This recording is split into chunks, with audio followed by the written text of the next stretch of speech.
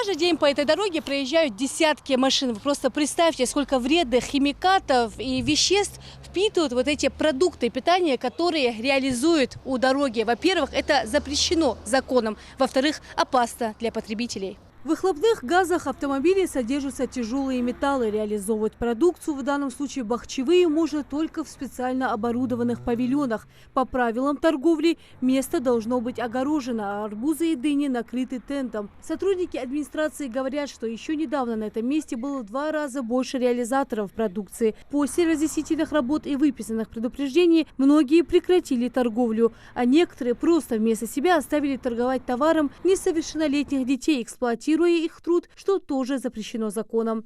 Эдл бокона у есть лахты шолжват, я базар и шолжят. Что маждок? Машина ждал нет бер, я охрана зона. Сакхам соблюдать ты ж бахтинах. Да, че дакет ж бахтиш. Цанах цани камел деж, дакет бер ты бог избиати же цана сан тазер художду да хама наказание окцо штраф окцо сболби хашто штраф у нас тукос.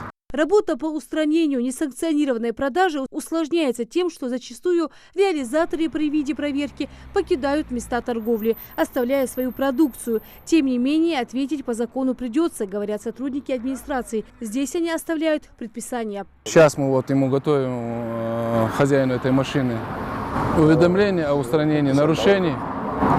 Самого его здесь сейчас на месте нету. Как только он нас заметил, вот он ушел, оставив машину. И вот почти каждый раз мы вот так работаем.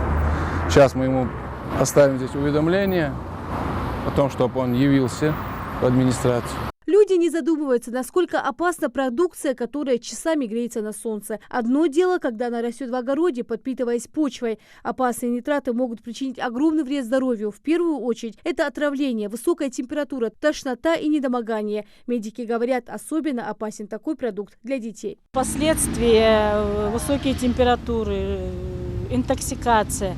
Иногда для детей это очень плачевно заканчивается.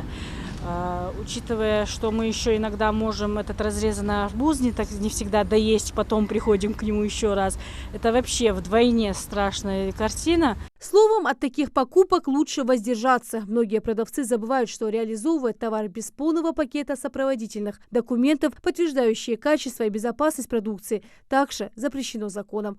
Рина Цычоева, Сулейман Костоев. Новости 24.